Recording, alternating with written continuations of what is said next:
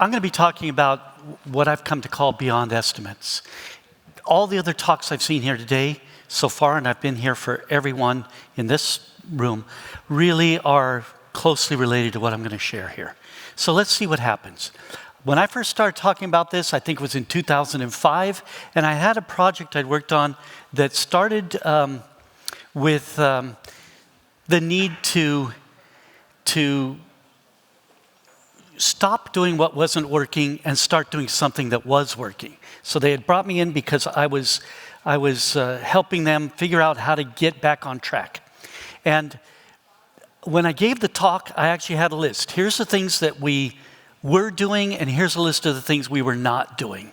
And one of the things we were not doing was estimates. And we needed to do that pretty much because we had no time. We were in a chaotic period. They had already estimated all the work. Nothing was getting delivered. Nothing was getting finished.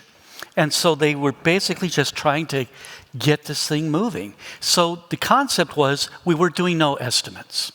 One of the 5 things we weren't doing. When I got to the slide that said we're doing no estimates, people in the audience kind of started murmuring, and somebody stood up. I could see somebody was wanting to talk. I said, share your idea. And they said, well, we need estimates.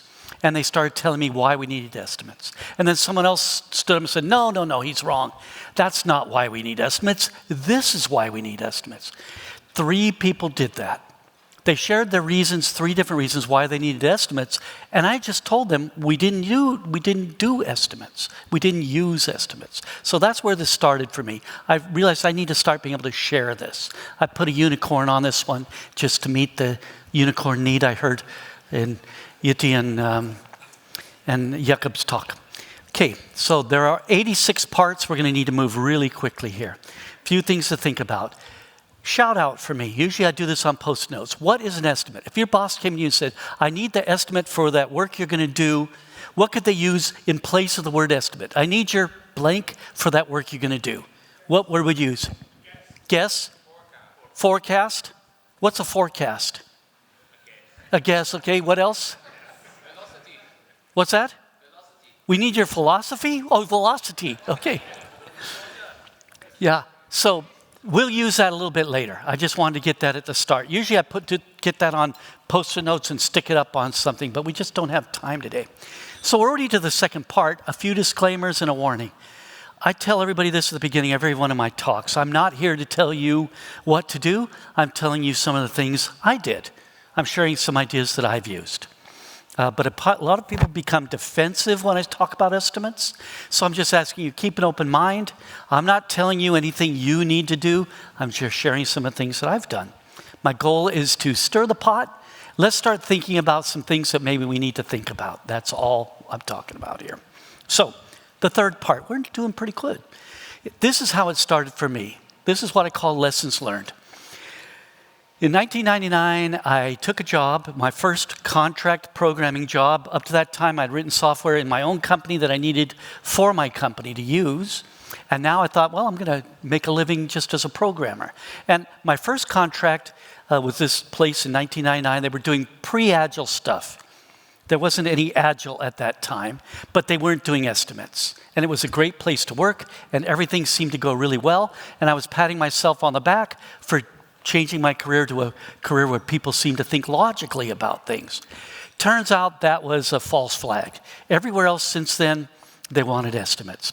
In 1999, Midway, that was a 3-month contract when that work was done. That company worked without estimates. They essentially just told people, you want a team of people, it costs you this much per week, and we'll get as much done for you as we can. That's the way they worked. That's not exactly the way I've worked, but that was great. I took this contract, the second one in mid-1999, and I wanted to see how the big companies did it. I thought, these small companies really got their act together. Let's see how the big companies, they must really have their act together. They hired 200 programmers, most of them younger than 25 years old. I was one of the oldest people there. I think I was about 45. All those programmers would now be in their 50s, so that was a long time ago. But this is what I noticed. They were going to do a lessons learned every 6 weeks. And I thought, well, that's not like what I was just doing, but they're trying to do some things, iterations. This is, again, pre-Agile. And on the first iteration, this is how we looked. We all charged off to do the work. At the end of 6 weeks, we did our retrospective. And I noticed 3 big things. Their estimates were off. They didn't really help them. Another thing was, the requirements weren't clear when we started. So we started in on the wrong things, and they kept changing as we went. And then they decided, how are we going to deal with this? What are we going to do about this? And this is what they decided. We need to get better at estimating. Watch out, that's a trick answer to that question.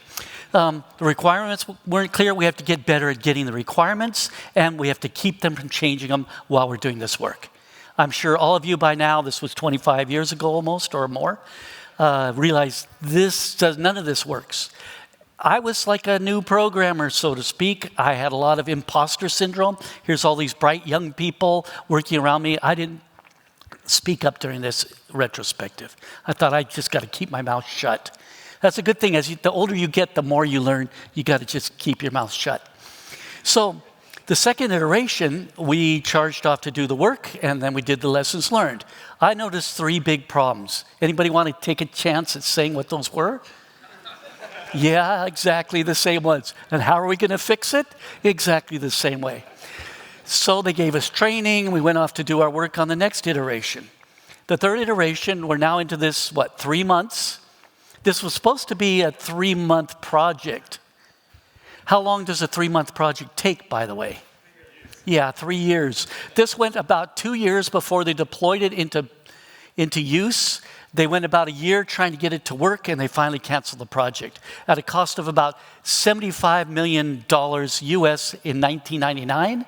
I don't know how much that would be now, but that's a lot of money to waste. I could have wasted half that money by doing the same job for them with just less people. Anyways, the third iteration, guess what? Same problems, same solution. And I did stand up in that meeting and I said this, I think I see a pattern here. They weren't ready to hear that story. But I said, look, we're doing the same thing over and over again. And some wise person once said that's the definition of insanity. I don't know if that's true or not, but I gave this pattern a name. It's the cycle of continuous no improvements. We don't want to be in that cycle. So what are we going to do about it? And I've seen this over and over and over. So I believe what we're dealing with is the symptoms and not the problems. When we say the estimates aren't good for us, they're not doing what we want, we're dealing with a symptom of an underlying problem. So we're already on to part 4. We're not doing too bad. So I'm going to talk about what NoEstimates is and is not. When I first started sharing this publicly, like I said in 2005, nobody was ready to hear this. Almost everywhere I talked, people would seem to get mad at me about it. But I noticed in one talk that I gave, we needed to come up with a definition of what are we really talking about here. Because they wanted to say, well, you really were doing estimates in the examples I gave them when I don't feel I was doing estimates. But I want to make this clear. NoEstimates isn't for those making estimates, it's for those using estimates. So this isn't really for how many of you here make estimates? You have to estimate. Your boss comes to you and say, I need your estimate. Anybody here needs to make it? Okay. It's not for you. You could leave. This is for the people who are asking for the estimates. Anyone of you here ask for estimates? Okay. So I'm going to ask you a question. When you're asked to make estimates, how happy does that make you feel? Do you feel overjoyed? Does anybody feel overjoyed when they're asked to make estimates? When you're asking someone for estimates, how does that make you feel? You feel like happy that you're asking people for estimates? Well, 1 or 2 maybe. Why are we doing something that isn't making us happy? That's really, and we could end the talk right there. So this is the thing. In a company, if they require that somebody use the estimates to do something, then somebody's got to make those estimates. Don't lose your job because you saw some guy talking at a conference and said, don't do estimates. It's not what I'm not really saying don't do estimates. I'm saying don't use estimates. So this is about questioning. It's a challenge. Let's not do things just because that's the way we do things. Okay? So we need to ask ourselves this. Are the estimates helping us the way that we would like them to be helping us? And if the question is yes, then we just go on. We're fine. There's no problem. This guy on stage, he's talking nonsense. But what if the answer is no? Let's at least question this. Let's explore why. That's all I'm asking. And the answer isn't, let's get better at estimates. You're going to be in that cycle of continuous no improvements. Okay, so part 5th. You shout it out for me. Usually when I do this with Post-it notes, I'll get a board like this. Let's see if this will work for me. Yes, it does. About 50% will say something like a guess or a forecast or a prediction, which I kind of take all to be a guess, about the time, the effort, the whatever it is, the cost, so we can make a plan, and then there's usually some dysfunction down here. So this is what I usually get, and I've done this enough times. I've probably given some form of this talk 100 times, and this is what I found. Almost every time, this percentage shows up. I've done it online, and I've used these word clouds or whatever they call it. It comes out, there's some dysfunctions you can see there. A pledge. That's not what an estimate is. It's not the cost. It's not a plan. It's not a deadline. An estimate is a guess. Okay, so let's do an estimate. Imagine right now, you need to, well, I'm giving you a requirement right now that in 3 months from today, you need to write your name on a white index card. A white index card is a little, like a recipe card, with a blue fountain pen. How long is it going to take you to write your name on that piece of paper? Shout it out. A few seconds. I used to sign checks in a company I was at, and they would put like 100 checks in front of me, and I could sign each one in like a couple seconds. That's how fast it went. I'm left-handed, by the way. So, this is very simple. On that day, you just do the work. But what if you need to do it right now? What if I asked you to do this right now? How long is that going to take you? A day. Because you got to get to the end of the conference. Then you're going to go to office supply to buy a blue fountain pen. How many of you have a blue fountain pen with you? You know I've got one. As a matter of fact, I'll give you a warning. Don't get on an airplane with the cartridge in your fountain pen, because you know what'll happen? It'll evacuate the fountain pen all over your computer bag. So don't do that. But this is the blue fountain pen. It's got blue ink in it, and it's a real fountain pen. It's not a Sharpie. It's not a pencil. It's not a ballpoint pen. It's a fountain pen. But I still need the card. This is the difference. This is the reason I'm bringing this up, because we're trying to make a definition here. The work time is the amount of time to do the work. Just write your name. But the cycle time is the amount of time it's going to take from start, when you start on the work, till you finish it, which means you got the other things you need to accomplish on the way. And estimates often take into account one or the other of these. We ask a developer for a work time estimate, but what the customer wants to know is, when will it be done? If you're going to get the brakes done on your car, when you ask the repair person, how long will it take? You don't want to know, well, it takes us 82 minutes to change the brakes. You want to know, when can I pick up my car? That's the difference here, right? The time it takes, because you say, well, if it only takes 82 minutes, I'll just wait. He says, well, no, we have to order the parts. We have to take your brakes off and then make sure they're the right ones. And then we need to verify that we're fixing the right problem. So there's a lot in there that's going to happen. That's the waiting time, and the actual work time is going to be, we can pick up the car tomorrow morning or something like that. Is that making sense? So I want to be very clear. I'm only talking about a very specific use of estimates. So my working definition is going to be something like this. It's a guess about the amount of time or the work or cycle time. It's going to depend on what you're being asked for, on the cost or effort or whatever, to do some bit of software, which could be a bug fix, a feature, a project, whatever they're asking, the scope of whatever they're asking for. We're going to use this as a definition, and I want to make it really clear. This is about time or cost or effort for doing software. It's not about value of that software. That opens up a whole nother can of worms. Trying to estimate value is extremely difficult, and that would take a whole nother, at least another conference talk this long just to talk about that. And it's almost impossible to do that well. We're already up to part 6.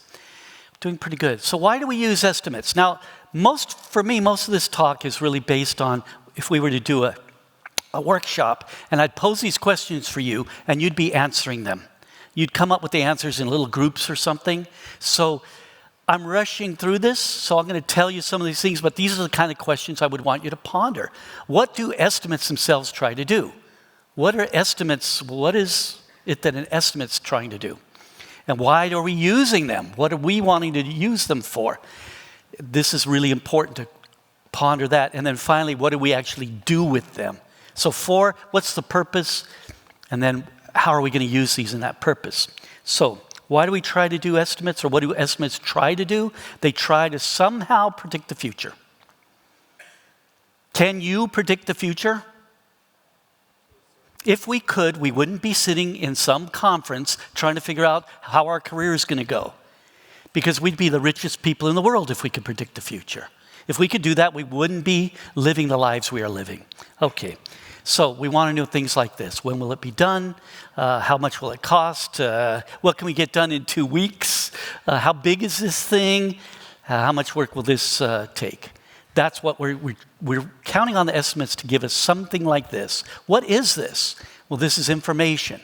That's all this is, and it's not very good information. If somebody can prove to me that they have an estimating process that actually gives them good information, I'd love to see it. I've got books, 2 inches thick textbooks on how to estimate software. I've got 3 or 4 of those. None of them, I don't think, gives a very good explanation of how we could figure this out. They're most of the big wastes of time.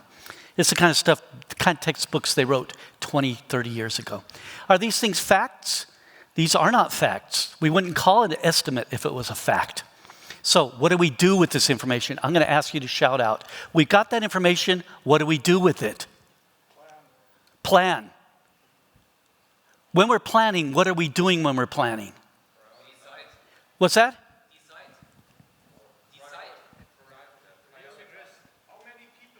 How many people? So what is it? What is this all inferring? There's one word that really works for this. What are we trying to do? We want to know how many people. We're making plans. The budget. Okay, I'll tell you what it is we're doing. We're using the estimates to try to make decisions. All of that planning and all of this is about making decisions. To me, it comes down to that one thing. If that's the only way we can make decisions, we're trapped. We need to use the estimates to do that. Some people say, but we use this to spark a conversation. Well, why are we having the conversation? Well, so we can make some decisions. So yeah, we may have to go through a few steps to get us there. So what are we trying to decide? And it's things like this. Should we do project A or project B? Should we do this project at all? I love this one. Which project should we do in the next fiscal year? Are people still doing that? I hope not, but we see that often. How many people should we hire? These are the decisions we want to make about the planning, about the prioritizing, about the scheduling, and so on. Okay, so we use estimates to help us make decisions. This is problematic. Why is this problematic? Well, all of this is based on guesses. We're making important decisions based on guesses. And I've heard managers say, yeah, but it's the best we can do. That's not a good excuse. If it's the best we can do, then let's find a better. Let's find a way to do it. We cannot predict the future, and anything we do that's based on us being able to predict the future is going to be faulty. If any of you are trying to take pictures of these slides, good luck, because I go through them really fast. So estimates help us make decisions. Oh, I just went out this morning and I bought a decision. You sell these here. I bought this decision-making thing. It cost me €2. In the US, you can get one of these for about 25 cents, so that's pretty expensive here. I guess you got to make a profit on it, right? So estimates help us make decisions, but flipping a coin will help you make a decision. We don't need help making decisions. We need help making good decisions. That's a very different way to think about this. And watch this next slide. I really emphasize good. We need help making good decisions. What happens here is that when we make a decision based on an estimate, how do we evaluate whether we made a good decision or not? You know what it is, on time and on budget. That's not a good measure. Look at this thing from the, they call this the Standish Group's Chaos Report. Anybody seen the Chaos Report? The first one was in 1999. They evaluated projects, whether they failed or not, What, did they succeed or were they challenged? And in 1999, this is what we saw, 31% outright failure, which means didn't get delivered, canceled, too much money, too long. Challenged means it got delivered, but substantially fewer features, over budget, over time. And 16% success. Is that a good measurement for success? It improved a little by 2020, 25 years later. I think that's the last one that they did. Okay, this is what, I'll just show you this. On time, on budget, all features there, as initially specified. You can see something's wrong there, because things are gonna change.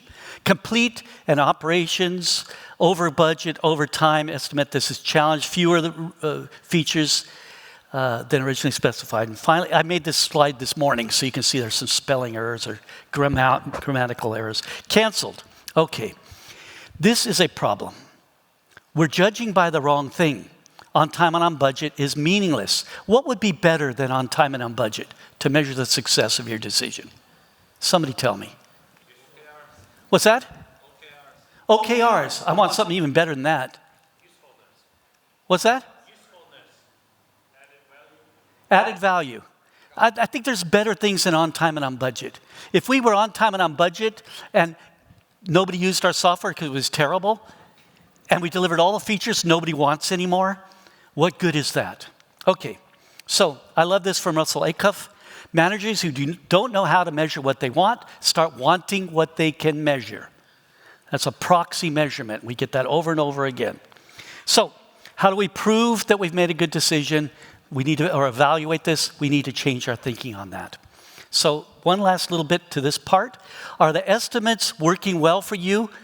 If not, do we need to get better at estimates? I want you to be thinking about that. You will hear it over and over again in wherever you're working. Oh, the estimates were off. We need to get better at making estimates. You're going to fall back into this cycle. Okay, so part 8. Are we getting there? Bias and noise. We want to be able to predict the future, so we believe we can predict the future. And I don't think that that's a reasonable thing. That's called desirability bias. We have no proof of that, and yet that's what we want. And we're going to start believing we can. You've heard of the planning fallacy from Kahneman, 1979. At the same time, I believe the same year, Hofstadter wrote about his law. If you don't know who Douglas Hofstadter is, he wrote the book Strange Loops, and what's the other one? Gödel? Escher and Bach. So he was an American mathematician, computer science, psychology guy, I'm not sure exactly what, but it's a great book. I love this. It always takes longer than you expect, even when you take into account Hofstadter's law. So it's recursive, and I think all of his work is kind of recursive. There's lots of biases that harm us here. So I'm not going to go into details on any of this stuff, but I do want to talk a little bit about priming and anchoring. There were studies done in 2008 by Jorgensen. I suppose that's a Norwegian name. And just real quickly, do a research where requirements are given and different groups are anchored with different information, such as, we think this will take 1,000 hours, and someone else, we think this will take 100 hours. And then go do your estimates and bring it back to us. The weird thing that tends to happen is wherever they anchored them, they will be towards that. You can see here. With the high anchor, they're probably saying, anchored of 800 hours, they say, well, I think you're way off with 800 hours. It'll probably take 300 hours. The people who said, we're anchored with 40 hours, they're saying, well, that's too little. I think it'll take 100. Same requirements. The anchoring changed their frame there. The really low one, we think it'll take 4 hours. They're going, oh, you're crazy. It'll take 60 hours. It's just anchoring. None of this is truth. We are operating on false information that is telling us nothing. They, I believe, used arbitrarily high and low numbers. Or things like, it's a minor extension, or it's a new functionality. What's the difference? The same requirements come up. The anchoring gives us different results. This was my favorite one. I misguessed this one. Future works at state, efficiency will be measured. The control came up with 100. What did they come up with? This surprises me. I would have done the opposite. If we're going to be measured for efficiency, I'm going to give them a higher number. And if future work's at stake, I'm going to give him a higher number because I don't want the future work to be not profitable. So I'm going to give a higher number. If we get the work, that'll be great. I'm not really clear on how they reasoned this. I'd like to talk with those people. Anyways, you can read about stuff like this in Noise by Kahneman. I knew somebody who worked with him, knew him kind of closely, and said his publishers would always have several people there just to keep him focused on getting the work done. So he understands this stuff. Okay, so what does it mean when our estimates are accurate? Think about that for a second. When our estimates are accurate, we've proven we did it right on time, on budget. This is what I think has happened. We're managing things to make it look like we knew what we were talking about, like we did a good job with our estimates. We are playing with the numbers when we do this. Another thing I've often seen is we blame it on someone else. So these are things, I worked at a place once where because our work was not getting done within the estimate, we were no longer allowed to record our hours against that particular project. So first of all, that's unethical. And what I told my managers is, that's okay. I'll leave my paper here. You can fill in the numbers and you can fraudulently write my name at the bottom because I'm not going to lie for you. And I actually kept that job. I'm not sure but how that happened. But there we go. Okay. I got my arrow on there. I'm going to move that off. We are fooling ourselves. If you haven't read everything Richard Feynman's written, you should. But he's just so brilliant. This is the thing. I share a lot of quotes in my work. I try to kind of make it look like I know what I'm talking about. But if I just read some of the things that I'm showing you without having heard my talk, I would probably have come to the same conclusion. I think that this is what we're doing most of the time. We're fooling ourselves because we are so easy to fool. Okay, I think we're getting to the practical stuff. So first of all, I said this earlier, I'm only interested in estimates for software development because people will come up afterwards and argue with me about, well, when I get my kitchen remodeled, I want to know how long it will take and how much it's going to cost. I'm saying, sure, great. If you could do your kitchen remodel like we can do software, you wouldn't have to worry about those things. Nah, my refrigerator is too small. That's okay. That's a configuration item. There you go. Now you have a bigger refrigerator. We are in different domains, and we can't compare them. We need to be thinking about the domains. This is the domain of software development. And if most of the rest of the world worked this way, we would be doing it the rest of the world this way. Because it would be so easy to just, hey, I built my house, but it was like 2 feet too short this way. I wish it was 2 feet bigger. Change the configuration, and we've got it. And we don't get to do that when we're building a house. So are there domains where estimates are reasonable? I think there are. I think there's somewhere they're not needed, and I think there's somewhere they're harmful. So let's look at domains. You all know about Cynefin by now, right? Anybody not heard of Cynefin? Don't embarrass yourself by saying, but yeah, let's go ahead. Not heard of Cynefin. Okay. So Cynefin, this guy, Snowden, came up with this, 20 years ago. I think I first heard about it in 2007. And as soon as I saw it, it was a different chart than he has now. I thought, okay, this makes sense to me. So we've got these 4 domains that are obvious here and a 5th one in the middle. Clear, complicated, complex, chaotic. Let's just quickly go through it. In the clear space, in the US, you could buy a can of dough. Follow the instructions, you get edible biscuits every time. Just follow the instructions. You don't need to estimate how long it will take. It tells you on the can. It tells you what to set the oven at. It tells you how to put it on the pan, how to cook the food. In the complicated space, you need to make a lot more decisions. This is the space where we need to have expertise. If you just want the canned biscuits, that's okay. But what if you want really good croissants? You need a baker who knows what they're doing. You can buy the croissants in the can. They're not going to be the same thing. So you need someone who has expertise and is able to adjust as they go. But all the unknowns are known. You can just fill in the blanks. I had a little operation once, a little factory where we did a lot of screen printing, and we had screens that could have problems with them. And we made a chart of all the problems we could have. Turns out there were 37 variables for us that we discovered. And so those are the unknowns. But we know what they are. If we see a problem, we can go to the chart, look at what the problem looked like. It's going to be one of these things. And then we can solve it. This is the complicated domain. In the complex domain, it's like molecular gastronomy. We're inventing new food. We're not just following a recipe. We're inventing a recipe. It's going to take a lot of exploration. It's going to take experimentation. There are no rules to follow except for the rules of how do you do experiments or something like that. This is the chaotic space.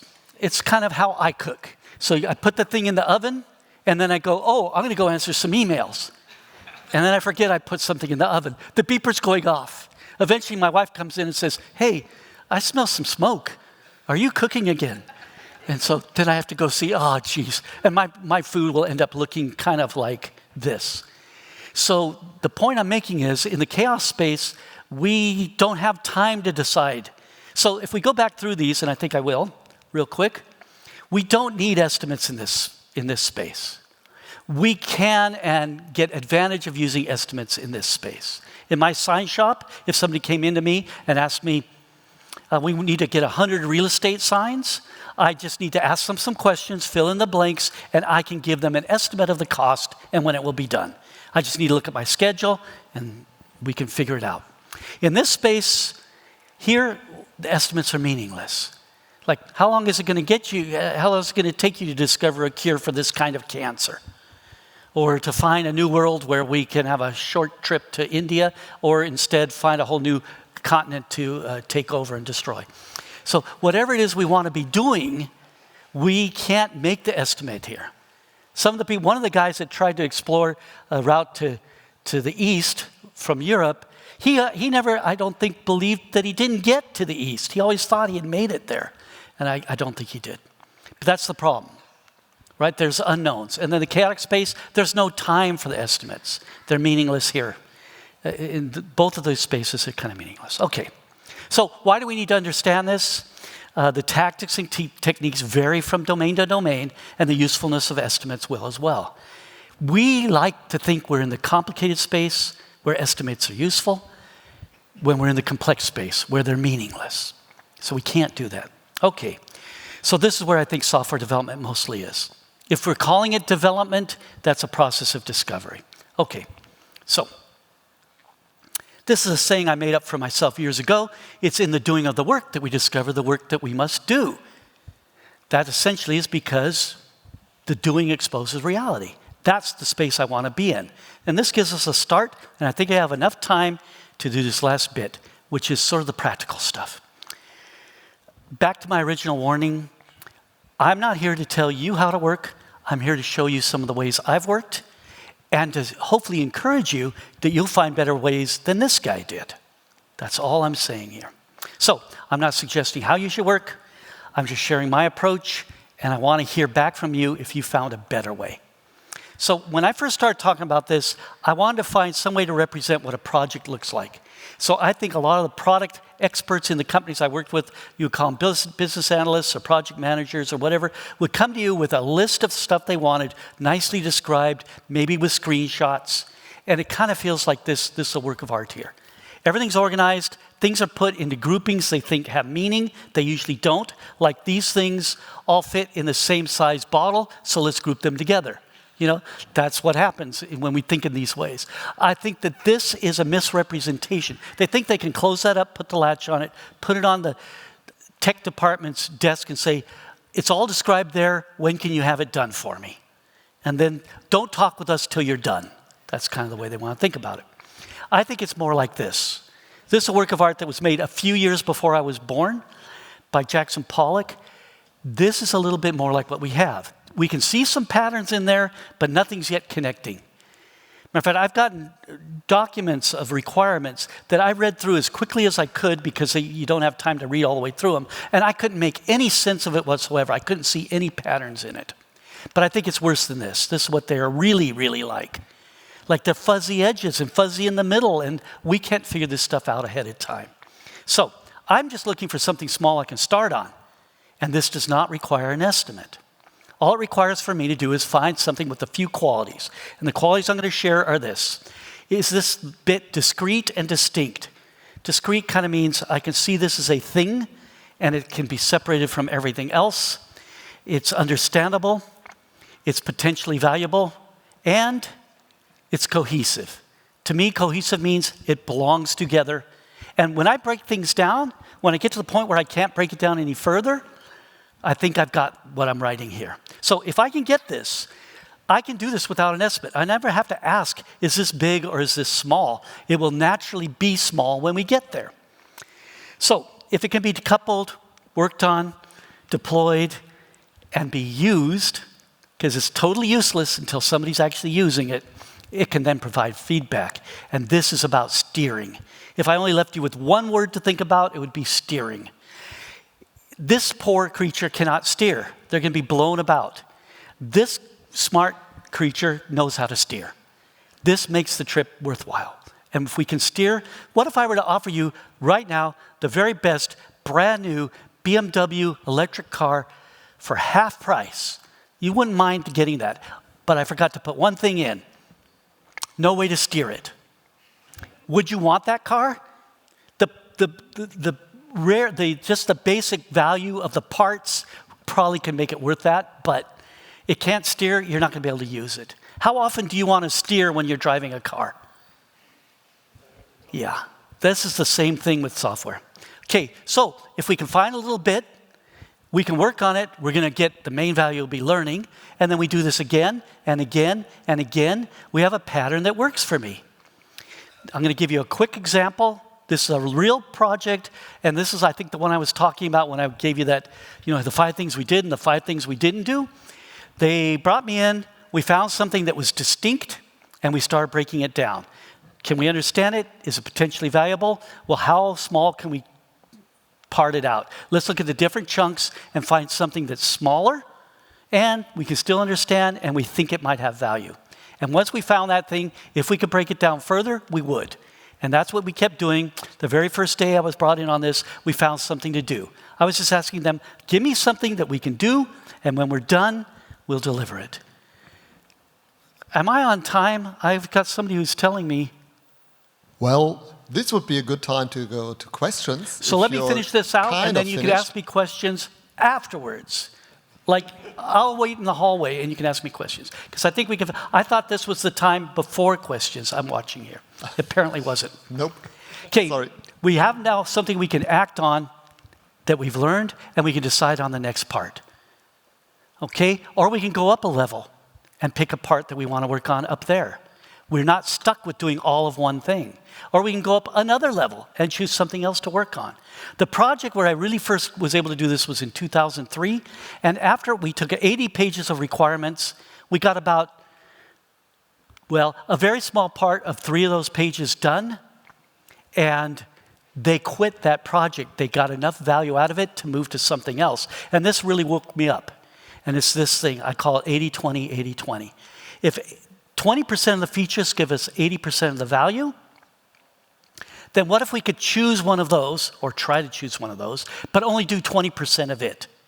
So now we're doing 20% of the 20%. I'm going to go back to that. What's the math? If we could do that purely on a project, how much would we get done? How much, I should say another way, how much of the work would actually be gotten done of the original requirements? What percent? 4%. 4%. And that's what we did on this project. And then something happened.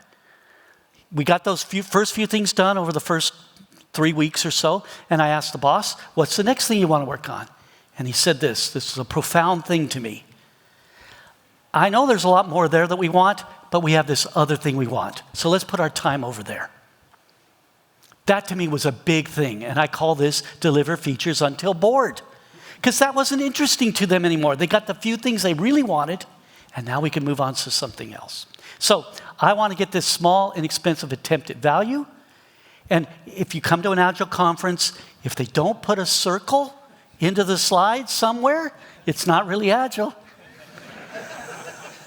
I want to do this over and over again, and of course that's what Agile suggests. Let's just do this, and the learning path allows us to steer to where we're going. I've not used estimates for over 20 years now in software development on many projects. And all I'm asking, are you willing to question the things we blindly accept? It's all about steering. And that's that. So I have 24 seconds for any questions. I'm sorry. Thank you so much.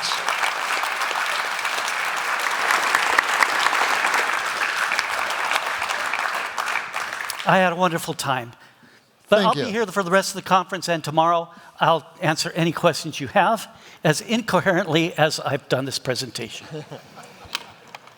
So please find Woody afterwards to ask all your questions. I'll just go with the most upvoted for. Oh. The one with 3 upvotes. Sure. And how would you recommend selling software expertise without giving estimates? If I knew how to do that, I would be quite the genius. So what I've done is I've looked for the people who are already ready to do this. And since 2003, when I first seriously started experimenting with this, I would kind of let people know, if you've got a failing project and you don't know what to do, I'll take a stab at it. Give me 1 week to experiment and let's see what happens. And almost every, as soon as I kind of got one thing moving again, I'd find another one and another one. I'm looking for the people who are ready. They've already given up. We don't know what to do. I would get a call from some lead developer saying, I'm getting ready to quit. I told the boss I'm going to quit. And he says, well, what are we going to do? And he said, well, bring this guy in. I didn't save most of these projects, but at least I got them moving again. I don't know how to convince anybody of anything. If I did, yeah, that's the sweet spot, isn't it? Hopefully that was helpful to you. Probably not. But I liked it anyway. So thanks again, Woody Zuill. Thank you.